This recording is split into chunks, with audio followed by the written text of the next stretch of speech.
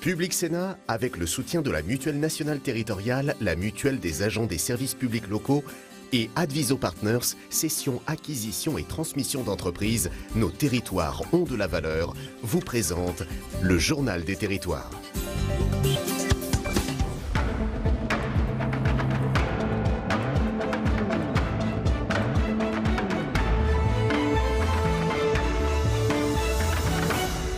Bonjour à tous et bienvenue dans notre émission avec la presse quotidienne régionale, les télés locales de France, le réseau via télévision, les Indés Radio, 130 radios qui sont nos partenaires sur tout le territoire français et avec TV5 Monde. 3 parties dans cette émission, dans un instant le JT des territoires que je vais vous présenter, puis Territoire d'Info, après la météo, Territoire d'Info. Aujourd'hui l'invité politique c'est Jacqueline Gourault, la ministre de la Cohésion des Territoires qui sera notre invitée en direct sur ce plateau. Et puis enfin la troisième partie de l'émission c'est l'actualité parlementaire et politique. Évidemment, merci. On se retrouve dans un instant pour le JT des territoires. À tout de suite. Un journal que l'on ouvre avec le grand oral marathon pour Emmanuel Macron hier, devant plus de 600 maires réunis dans l'heure. Le président de la République a ouvert le grand débat national.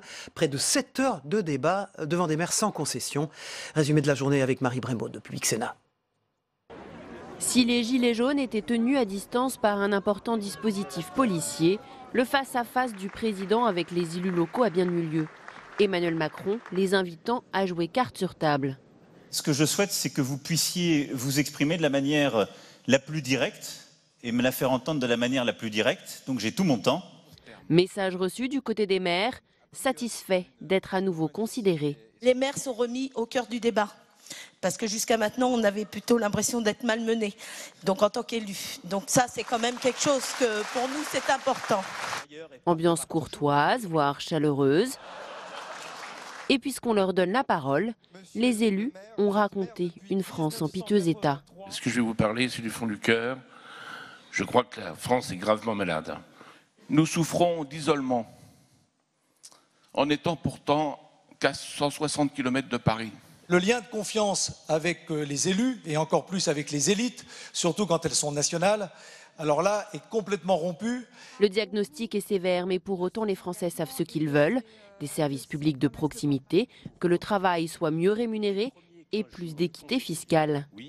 Les élus se veulent responsables et demandent à l'État d'en faire autant. Pouvez-vous, Monsieur le Président, vous engager à imposer à l'État les mêmes règles budgétaires que vous imposez aux collectivités ?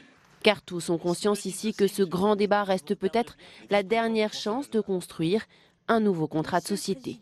Nous avons un devoir, je vous le confie, je suis à vos côtés pour vous aider, mais je souhaite, comme vous, que la France réussisse. Voilà, devant les maires hier, des maires qui doivent aussi trouver des économies où ils peuvent. Dans le Nord, dans la petite ville de Mazinguin, c'est la cérémonie des vœux qui a été annulée pour la 3e année consécutive. Pour le maire, les priorités financières sont ailleurs. François Vasson de WEO TV est allé à sa rencontre. La salle des fêtes de Mazinguin restera close, les tables bien rangées, les réfrigérateurs vides. Le maire l'a décidé à contre-cœur, il n'y aura pas de cérémonie de vœux en ce début d'année, par souci d'économie. Ça a un coût de 300-400 €. Ah, mais pas le champagne, c'était du mousseux, du jus de pomme et tout ça, quoi. Hein, donc on était une centaine de personnes. Et c'est la 3e année consécutive que la tradition est suspendue. Plus qu'un geste symbolique, une nécessité pour le budget de cette commune de 315 habitants. La réserve parlementaire qui n'apporte plus aux communes, les dotations, oui, ça fait passer 3 ans qu'on a les dotations ont diminué d'année en année, quoi. Un manque à gagner de plus de 10 000 € en 3 ans. Alors toutes les économies sont les bienvenues. Dans le village, ce rendez-vous festif manque aux habitants, mais ils sont compréhensifs. C'est un peu triste, quoi, parce que bon, pour un petit village, ça permet de se voir tous les gens de la commune. Si on économise 200 € ici pour les vœux, 100 € par l'heure et tout ça, eh ben, on pourra faire la rue. Car plus que les vœux, l'urgence pour 2019, c'est lancer les travaux d'une des rues principales du village, très dégradée. Le jour qu'il y a un accident, qu'il y a un nid de poule, le maire est quand même responsable. Le prix environ?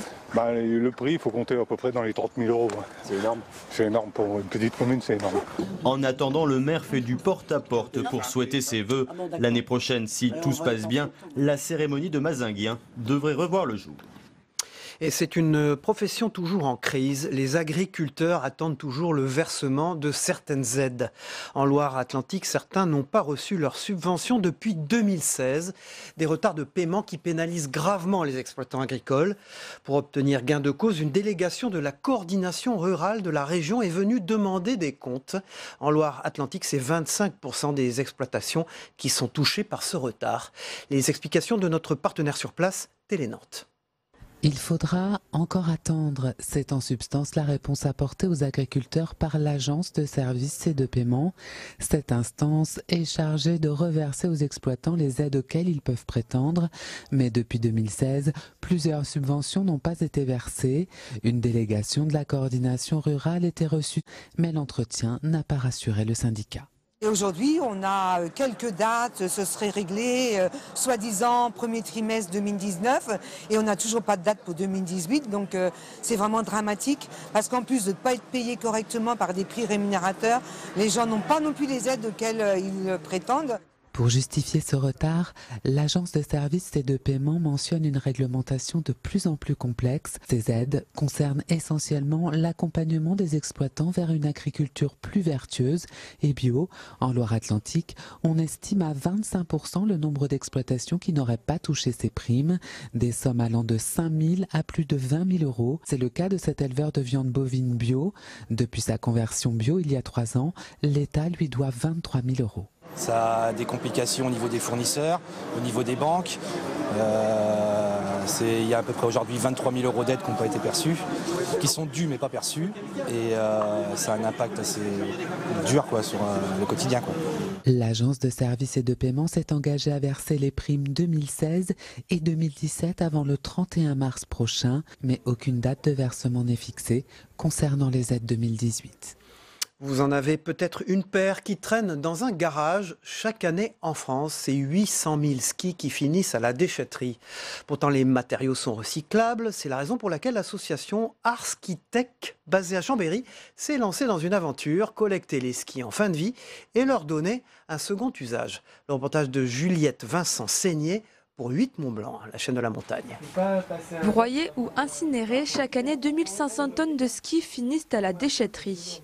L'association chambérienne Arskitech s'est donc lancé un défi il y a 4 ans, donner une deuxième vie aux skis et snowboard. À force d'accumuler des skis et de voir leur potentiel, on s'est rendu compte que c'était nécessaire de passer à une autre ampleur parce que l'enjeu était de trouver des débouchés, des exutoires pour tous ces skis qu'on accumulait.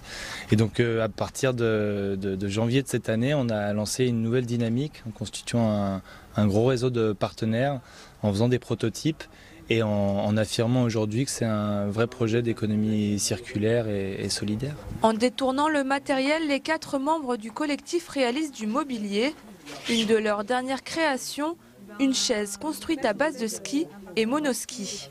Ça m'a pris 2 jours pour la produire. Création du plateau en bois, donc collage des différentes lamelles, découpe, ponçage des skis et du plateau en bois et assemblage avec des vis. Avec cette architecture-là, je décline toute une gamme, en fait, toute une famille de produits. Donc voilà, chaise haute, chaise basse, ça peut être des tables ou après ça peut partir sur des porte-manteaux. L'association veut aller encore plus loin. L'idée du collectif est de développer de nouvelles structures architecturales plus ambitieuses. Mais pour atteindre cet objectif, des certifications et homologations doivent être obtenues. À l'avenir, ce sont des structures pour l'événementiel, pour accueillir du public, aussi bien temporaire que plus pérenne. On a des ambitions aussi sur des refuges en montagne, des refuges estivaux ou des refuges à toute l'année.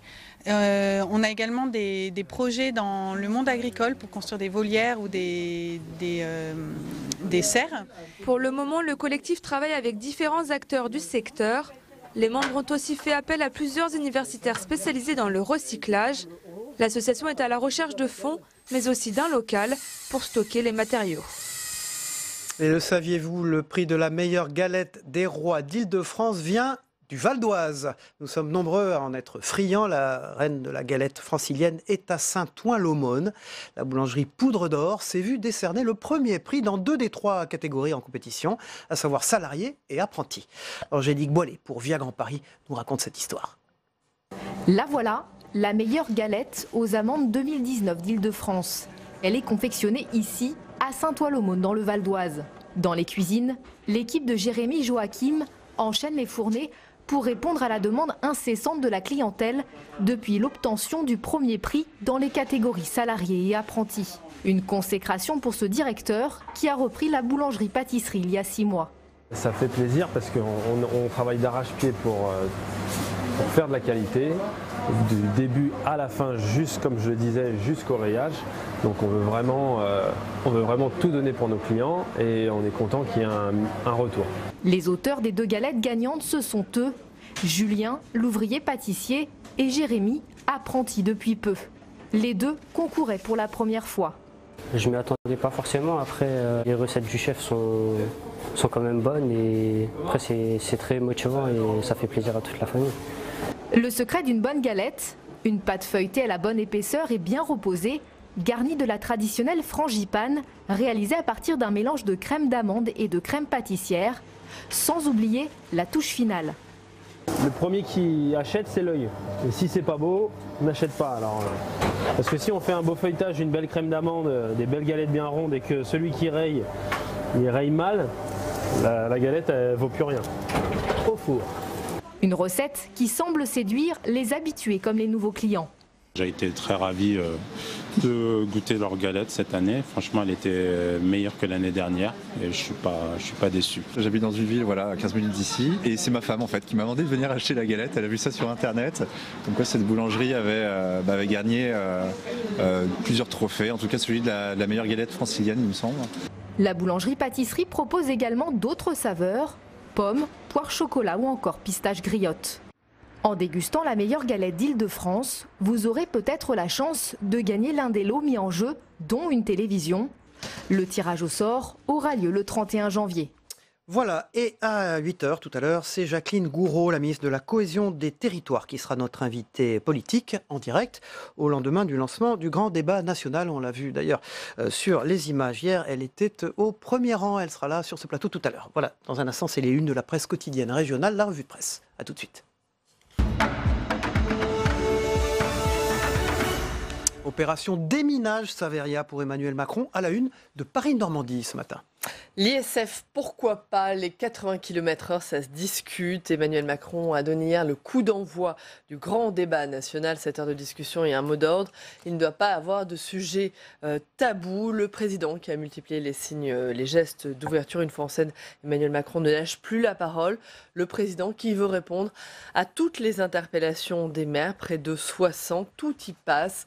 De la taxe sur le transport aérien, la procédure de contrôle technique, en passant par les dotations aux collectivités, les emplois aidés, le tissu associatif ou les zones de pêche, une sorte de grand oral pour un grand débat en forme de performance politique. Voilà, et la dépêche du Midi qui interroge ce matin sur les vrais enjeux du grand débat, le grand journal d'Occitanie. C'est la réponse politique à la crise. Emmanuel Macron qui espère désamorcer, enterrer les tensions qui secouent le pays depuis 2 mois. Il a tenté hier 7 heures durant de convaincre et les élus rassemblés et les gilets jaunes de participer à ce grand débat. Hier, c'était aussi la première étape d'un tour de France qui va conduire le président à écouter les maires de toutes les régions françaises lors d'une dizaine de rencontres du même type. Mais attention, pas question que le président tranche sur un sujet avant la fin du débat mi-mars. Voilà, baisse de la natalité se confirme en France. C'est à la une de l'Alsace. Une jolie photo d'ailleurs, un beau bébé dans les mains de sa maman. La fécondité qui continue de baisser en France. Un enfant, 87 par femme. C'est la 4e année consécutive de baisse. La population française continue, elle, pourtant d'augmenter. La France reste tout de même le pays le plus fécond de l'Union européenne pour les associations. La baisse de la natalité en France est un effet de la détérioration de la politique familiale. L'affaire des bébés sans bras à la une de Sud-Ouest ce matin. Les parents veulent savoir, une enquête nationale est en cours, tandis que 18 cas suspects d'enfants nés avec une malformation des membres supérieurs ont été identifiés dans l'Ain. Beaucoup accusent les pesticides d'être responsables. Les premiers résultats de l'enquête seront connus fin janvier. Reportage à lire, interview de l'épidémiologiste Emmanuel Amar qui a révélé ces cas de bébés malformés. Elle dénonce un climat de pression, d'incompétence. J'ai dû insister des années avant d'être prise au sérieux, explique la directrice du registre des malformations congénitales en Rhône-Alpes. On ne va pas se priver, on termine par une bonne nouvelle pour l'emploi à la une de Vosges Matin. Quant mise sur Épinal. Le patron de Quant, Éric Léandri, était de passage hier à Épinal pour exposer le développement de la filiale vosgienne de ce moteur de recherche européen qui ne trace pas ses utilisateurs. Quant, c'est un système qui est développé conjointement en France, en Allemagne, en Italie. Il promet des résultats de recherche neutres, de plus en plus d'administrations françaises s'en équipent, dont notamment, on le voit dans ce reportage, les écoles d'Épinal, c'est-à-dire donc dans Vosges Matin aujourd'hui. Merci Saveria, on vous retrouve en troisième partie pour l'actualité parlementaire de cette émission. Tout de suite, on passe au Club de la Presse avec Guillaume Doyen. Bonjour Guillaume Doyen, merci d'être là. Vous dirigez la Gazette des communes, des départements et des régions. Merci et bonjour Stéphane Vernet. Bonjour. Vous dirigez le bureau parisien du plus grand quotidien régional français, Ouest France. Merci d'être là. Évidemment, on va parler de l'ouverture de ce grand débat national, de ce qui s'est passé hier dans l'Eure. Alors, sur la forme d'abord, je voudrais vous interroger. Donc, Paris-Normandie parle d'une opération de déminage, on vient de le voir dans la revue de presse. Est-ce que la forme faisait opération déminage ? Un président de la République qu'on a jugé dans la presse ce matin très décontracté, très courtois, très sympathique et ouvert, non ? Ah, complètement, c'est un président qui mouille sa chemise, on lui a reproché de ne pas être à l'écoute, là il ne pouvait pas être plus à l'écoute que ça, avec un format inhabituel. Alors on a l'habitude de discours du président qui sont souvent très longs, même s'il s'est amélioré ces derniers temps sur ce point, mais là 7 heures d'échange avec la salle, on n'a pas l'habitude du tout de ce genre de choses en France, là on est plutôt dans les formats de Fidel Castro, si vous voyez ce que je veux dire, hein. Donc c'est quand même très long, à la fin l'assistance, les gens étaient ravis manifestement, mais ils avaient des petits yeux tous, hein. Donc c'était assez impressionnant. Comment rester assis 7 heures sans bouger d'ailleurs? Oui, ça c'est un des problèmes, il faudrait qu'on fasse un papier là-dessus, c'est un vrai sujet pratique. On était quand même très dans un stand-up à l'américaine, en même temps, ce que les Américains appellent aussi la démocratie AMA, c'est-à-dire ask me anything, c'est allez-y, tout est... Comment vous dites? AMA, ask me anything, c'est demandez-moi n'importe quoi. Vous avez table ouverte, c'est open bar, donc, et c'est ce qui s'est passé. Donc on voit qu'il y a eu beaucoup de questions sur le fond, sur les préoccupations des maires et des élus. En même temps, elles ne sont pas nouvelles. C'est-à-dire que ce qui s'est passé hier dans l'Eure, moi, me rappelle furieusement ce que Emmanuel Macron a fait très bien en novembre à l'Élysée, quand il a reçu presque plus de 2000 maires en marge du Congrès des maires. C'était exactement le même format. Questions-réponses, questions-réponses. Alors sur ce format, on va venir au fond. Dans cet exercice-là. Ça rappelle la campagne électorale. Justement, alors moi je me tourne vers le spécialiste des maires et des élus, patron de la Gazette des communes, des départements, des régions. Est-ce que sur la forme, ça a marché hier? Oui, ça a marché. Il a été chaudement applaudi. Et je pense que les élus ont été sensibles à cette marque de politesse qu'il leur a accordée. De déférence presque chaque fois. Absolument. Ils sont extrêmement sensibles à ça. Comme lui, ils sont des élus et comme lui, ils veulent être respectés et estimés. Là-dedans, pour un président qu'on pensait prostré, bunkerisé, il a démontré l'inverse. Il était en pleine forme hier, très détendu. Les élus, il les a séduits et ça a marché. Mais il ne s'agit pas seulement que de les séduire eux, mais aussi un certain nombre d'électeurs et notamment ceux qui sont le plus en colère. Donc ça, on verra. Mais l'opération locale en direction des gens. Vous avez des retours des maires, vous, à la Gazette des communes? Écoutez, ils sont contents et même certaines associations sont ravies. L'Association des maires ruraux de France est quand même satisfaite d'un certain nombre de ses annonces. Et pourtant, les maires ruraux ne sont pas tendres avec lui. Très bien. Alors, pas de concessions, notamment sur l'ISF. On va parler de tout ça. Emmanuel Macron l'avait déjà affirmé lors de son allocution le 10 décembre dernier, puis assuré dans sa lettre aux Français dimanche. Hier, il a de nouveau insisté devant ces 600 maires donc normands rassemblés. Il ne rétablira pas l'impôt sur la fortune. On l'écoute, on en débat après. Et la question de l'ISF qui revient chez beaucoup de nos concitoyens. C'est pour ça que c'est pour moi pas du tout un tabou, ni un totem, si je puis dire. Il ne faut pas raconter des cracks, C'est pas parce qu'on remettra l'ISF comme il était il y a 1 an et demi que la situation d'un seul gilet jaune s'améliorera. Ça, c'est de la pipe. Ce que je sais, c'est que si je le faisais demain, les quelques-uns qui étaient en train de revenir de créer de l'emploi, ils diraient celui-là, on a compris, il est comme les autres. Dès qu'il y a un coup de grisou, lui, il remballe ses idées, il est reparti. Non, ce serait de la pipe. Ouais, alors là, quand même, on est au cœur du débat qui l'oppose à un certain nombre de Français, et il maintient strictement sa doctrine, si vous voulez. Mais ce qu'on lui oppose, c'est certes, ça n'est que 3 milliards sur 1000 milliards de prélèvements annuels, c'est peut-être l'épaisseur du trait, mais c'est dans l'épaisseur du trait que tout se joue, parce que quand vous les supprimez, vous allez les chercher ailleurs. C'est là-dedans que ça s'est joué avec les Gilets jaunes, qui ont des arguments assez solides à lui opposer, tout le monde. Il n'y a pas que, évidemment, il y a d'autres partis qui les lui opposent. Donc là, si vous voulez, on voit clairement qu'il va se passer quelque chose là-dessus et que ça ne va pas s'arrêter. Quand on rentre dans le dur, c'est là, évidemment, il ne peut pas reculer là-dessus. Franchement, il ne peut pas. C'est un totem, hein, comme on dit, comme on l'appelle. Totem et tabou, ça, c'est une expression qu'il affectionne et qu'il utilise beaucoup. Moi, je vois autre chose. Ce que je trouve intéressant dans la démarche. Alors, pour revenir sur l'attitude avec les maires, je pense qu'Emmanuel Macron, en fait, au début de son mandat, lui et son équipe, le gouvernement, etc., l'exécutif, ils ont cherché à enjamber tous les corps intermédiaires. Mais je suis persuadé que lui a compris assez tôt. En fait, il s'était coupé des corps intermédiaires. On l'accusait de plus écouter, d'être assez autoritaire. Il y a eu un changement d'attitude, à mon avis, qui a été marqué par 2 choses très fortes. La démission de Gérard Collomb, qui lui disait t'es plus à l'écoute des territoires, il y a un problème, etc. Il n'écoutait pas. Le fait que Gérard Collomb s'en aille est quelque chose qui l'a marqué. Et ensuite, dans la foulée, il y a eu ce qu'il a appelé l'itinérance mémorielle. Il est allé faire du terrain dans l'Est, dans le Nord. Là, les critiques sont revenues. Et là, voilà, c'est un président qui avait un peu premier de la classe, qui avait l'habitude des bains de foule, des selfies et d'être acclamé partout. Là, on lui a dit ça va pas, ça marche pas, ça fonctionne pas. Et il a intégré, et il a changé de discours. En fait, son discours a changé depuis l'automne. Je pense qu'il a fait son chemin de Damas. Il s'est converti. Et prêt à rouvrir la loi NOTRe, par exemple. Hein, Oui, alors il est prêt à ouvrir plein de choses. Ouais. Le problème du débat qui s'ouvre aujourd'hui, c'est que c'est un exercice totalement inédit, en tout cas à cette échelle-là. C'est une prise de risque. Il a parlé de prise de risque, et c'est vrai. Qu'un gouvernement dise on met tout sur la table, on va discuter. Ouais.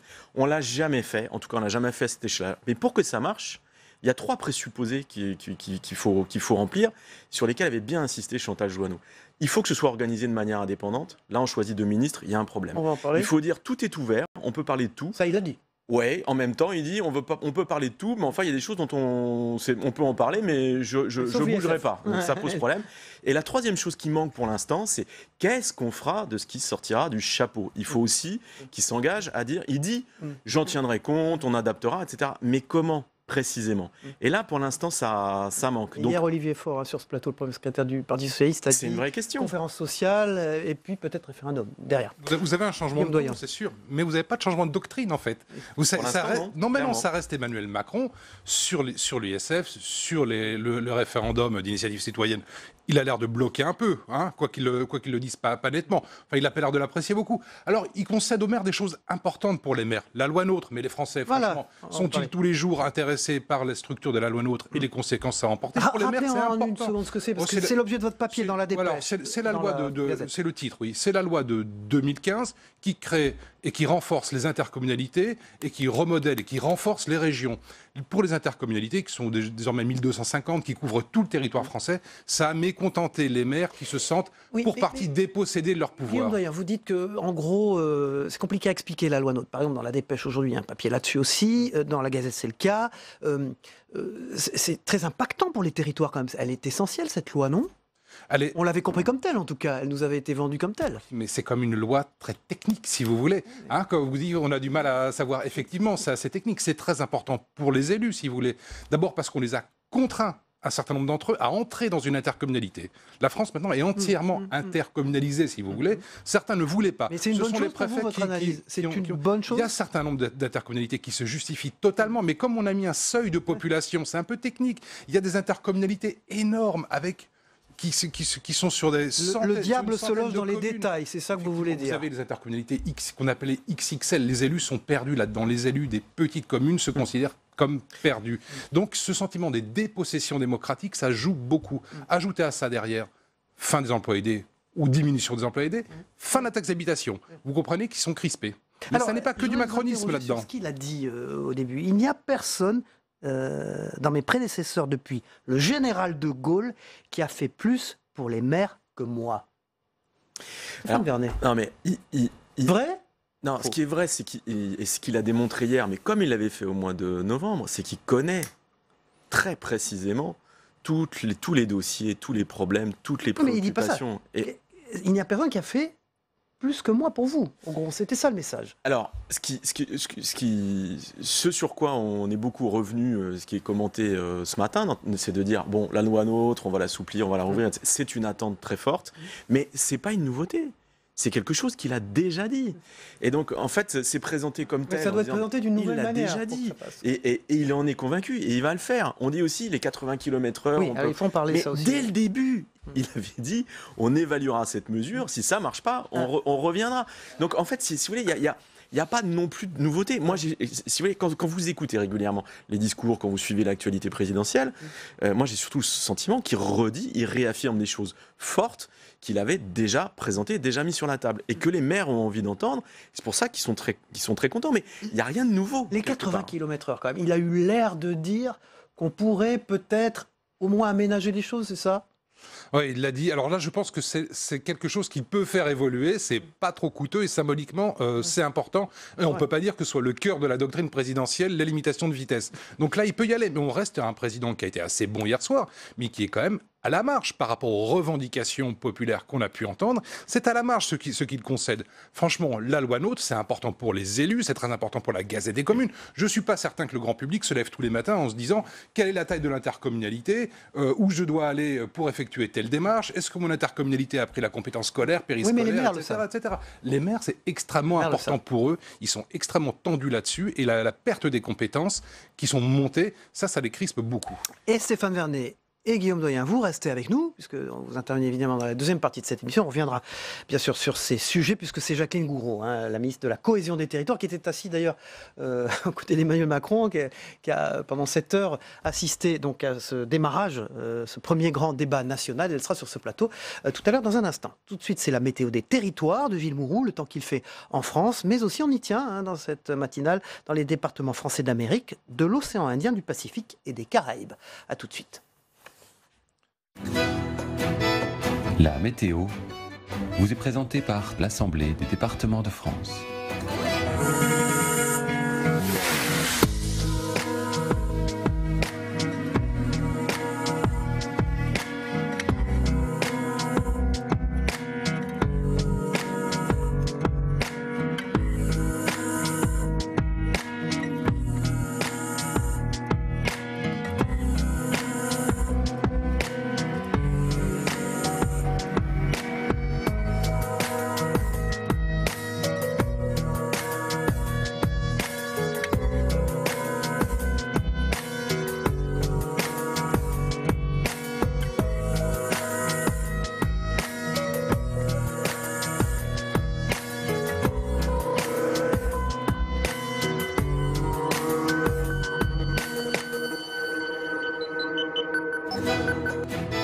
C'était la météo avec l'Assemblée des départements de France. Voilà, dans quelques minutes, c'est Jacqueline Gourault, la ministre de la Cohésion des Territoires, qui sera notre invitée politique sur ce plateau. Tout de suite, on va aller regarder ce qui se passe du côté du monde avec TV5 Monde, le Zap Monde. Ce sont les élections en République démocratique du Congo, avec des documents qui apporteraient un nouvel éclairage sur les résultats de cette élection présidentielle qui vient d'avoir lieu. A tout de suite avec Jacqueline Gourault.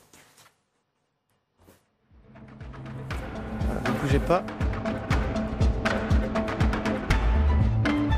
Public Sénat, avec le soutien de la Mutuelle nationale territoriale, la Mutuelle des agents des services publics locaux et Adviso Partners, cession, acquisition et transmission d'entreprises, nos territoires ont de la valeur, vous ont présenté le Journal des territoires.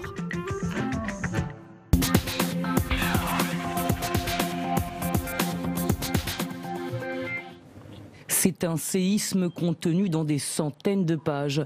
2 fuites de documents exceptionnels. D'un côté, une base de données vraisemblablement téléchargée depuis le serveur central de la CENI, la commission électorale.